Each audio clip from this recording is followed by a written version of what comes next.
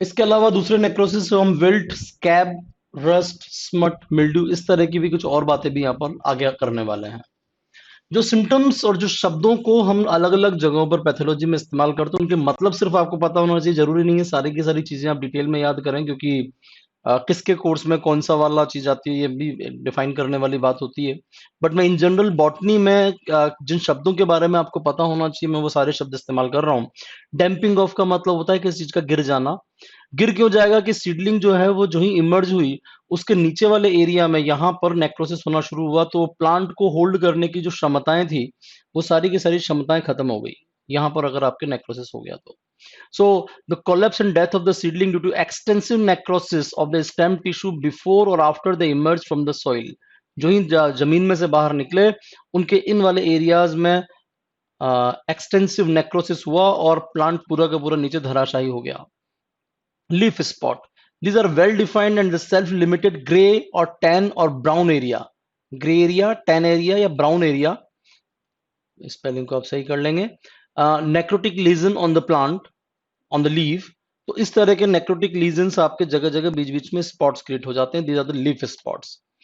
Short hole, shot hole का मतलब होता है कि जो पत्ती हो उसके बीच में इस तरह से गड्ढे आपको नजर आने शुरू हो जाएं, इसको बोलते हैं शॉर्ट हॉल। तो छोटे छोटे गड्ढे क्रिएट हो जाएं, जैसे कि short hall of the cherry, ये बीमारी है। ब्लॉच, ब्लॉच में बेसिकली जो नेक्रोटिक एरिया है वो ब्राउन फंगस माइसीलियम से कवर होता हो पूरी तरह से, और ऐसी चीजें आपको नजर आती हो लीव्स में, शूट्स में या स्टेम में, तो उसको बोलते हैं blotch.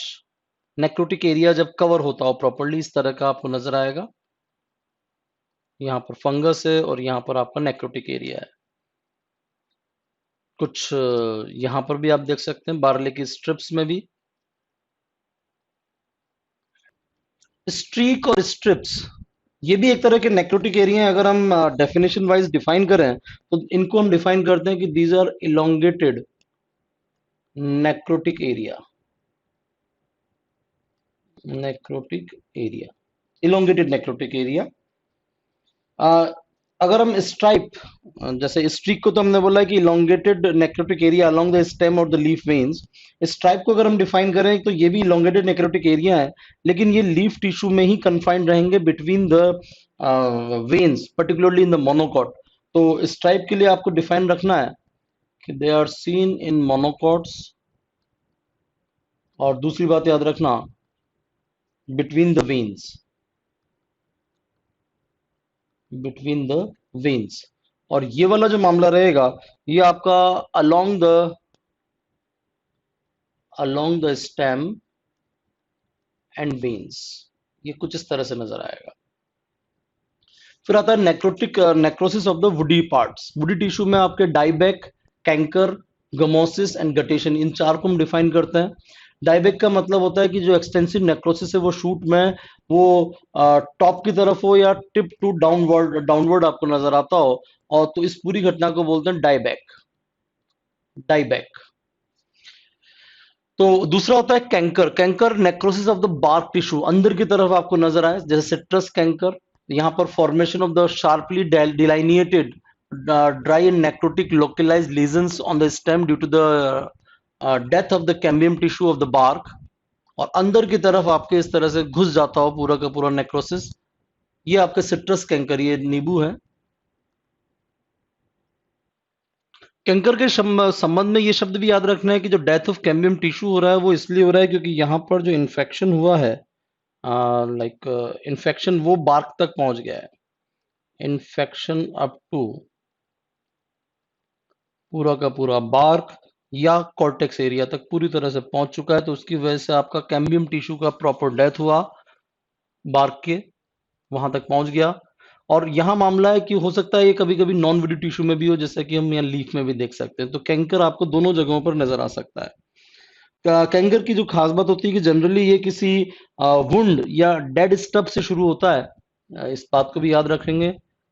Usually start from A wound, यानी कि पहले से कहीं चोट लगी हुई हो, उस जगह से ये इन्फेक्शन शुरू होता है। फेमस एग्जांपल जो आप जो हम लोग पढ़ते हैं, सिट्रस कैंकर, जेंथोमोनास कैंपेस्ट्रिस की वजह से। आई होप हम लोग डिटेल में भी इसको पढ़ेंगे। citrus canker,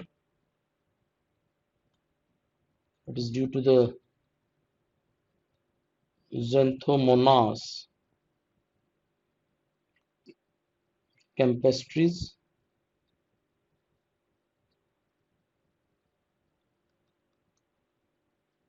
फेमस एग्जांपल है।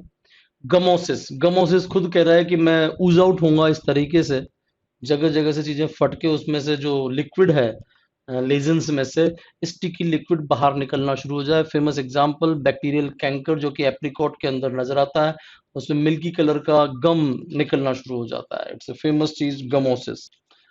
अगला होता है गटेशन। गटेशन सामान्य तौर पर हम लोग जो फिजियोलॉजी में पढ़ते हैं वो ये कि because of the higher root pressure, जो कुछ पत्तियां होती है सोलनेसी प्लांट की या ग्रासेस की, उनके टिप्स के ऊपर से वाटर ड्रॉपलेट्स इस तरह से बाहर आना शुरू हो जाए। सामान्य तौर पर हम लोग ऐसा पढ़ते हैं, लेकिन गटेशन कुछ प्लांट्स के केसेस में इस तरह से मार्जिन से पानी आना उनकी एक डिजीज का भी सिम्टम हो सकता है कई केसेस में।